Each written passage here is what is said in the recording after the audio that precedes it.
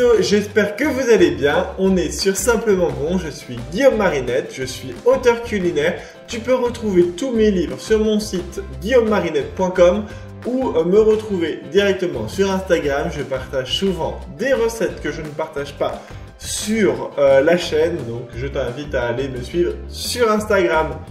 Pour aujourd'hui, on va faire des galettes de quinoa aux épinards. Vous pouvez bien entendu remplacer les épinards par un autre légume, pourquoi pas quelques petits pois ou par exemple du choucal ou des blettes, pourquoi pas des blettes. Il n'y aura pas de souci à le faire avec le verre des blettes. Donc cette recette, elle est ultra facile, vous allez voir, vous pouvez la faire en avance, vous pouvez même la congeler, donc en faire une plus grande quantité pour pouvoir les sortir quand vous n'avez pas le temps. Donc c'est le top. En plus, vous pouvez servir ça directement avec des petits légumes parce que ça fait l'effet culant, donc c'est très bien vu qu'il y a le quinoa. Ou alors, vous pouvez vous faire plaisir dans un burger veggie en remplaçant le steak par ces galettes. Vous allez voir, c'est trop bon. Donc si tu aimes la vidéo, je compte sur toi pour lâcher un max de pouces bleus. Pour t'abonner, c'est gratuit et je propose 2 vidéos par semaine, chaque fois le mercredi et le samedi à 14 h. Alors, je compte sur toi pour t'abonner et c'est parti pour la recette. Alors, on va commencer par prendre 180 g de quinoa, donc du quinoa blanc de préférence, mais vous pouvez prendre n'importe quelle couleur, que vous allez faire cuire dans de l'eau salée. Donc, vous suivez les temps indiqués sur votre paquet. Moi, dans mon cas, c'était 12 minutes. Et surtout, vous rincez abondamment le quinoa pour pas qu'il soit amer. Et vous laissez cuire à couvert.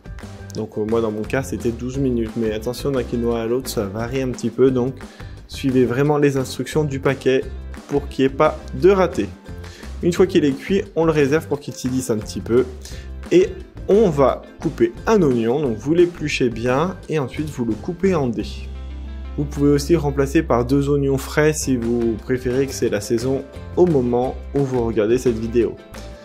Donc une fois qu'il est coupé en dés, on va le faire revenir dans une poêle. Donc dans la poêle, j'ai ajouté un petit peu d'huile de coco, mais vous pouvez mettre n'importe quelle matière grasse de votre choix. Et donc vous commencez à faire revenir les oignons et pendant ce temps-là, vous coupez 3 gousses d'ail. Donc on va les éplucher, puis les couper en deux, retirer le germe, parce que le germe est pas très digeste. Et on va pouvoir le couper en morceaux. Alors l'avantage de rajouter de l'ail, ça donne du goût, mais c'est aussi un très bon pour le corps, notamment pour le cœur, parce que ça favorise tout le travail du cœur. Donc on va le faire revenir un petit peu avec l'oignon et on va enlever les queues de 50 g de feuilles d'épinards. Vous pouvez aussi utiliser des épinards congelés, mais attention, pas des épinards à la crème, des feuilles d'épinards congelées.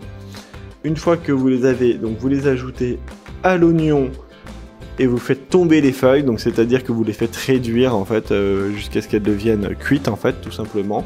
Si vous utilisez du congelé, vous pouvez séparer, mettre vos feuilles directement décongelées dans la préparation et les oignons et l'ail revenus à part. Ensuite, dans un saladier, vous allez mélanger donc le quinoa cuit un petit peu tiédi, parce que s'il est tiédi, ça vous aidera à former les boules. Et en plus, ça vous évitera de vous brûler les mains. Et vous mettez donc les épinards. Vous ajoutez 45 g de parmesan. Vous pouvez mettre du pecorino aussi, sans aucun souci. Et on ajoute 3 œufs.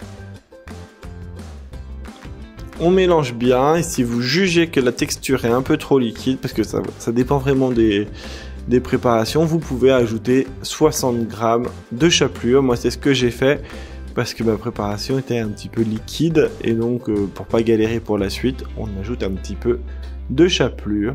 On prend une bonne cuillère qu'on va former en galette avec les doigts. C'est le plus simple, hein. Si vous avez les mains propres, ça pose aucun souci. Vous allez ensuite le rouler dans la chapelure. Donc je vous conseille de rouler 2 fois et ensuite avec un peu d'huile de coco ou n'importe quelle matière grasse. Mais je vous préconise quand même plutôt de l'huile.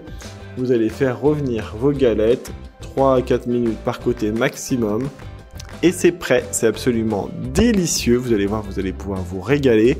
Vous pouvez préparer ces préparations à l'avance et les congeler. Allez, si tu as aimé la vidéo, je compte sur toi pour t'abonner. À très bientôt sur la chaîne.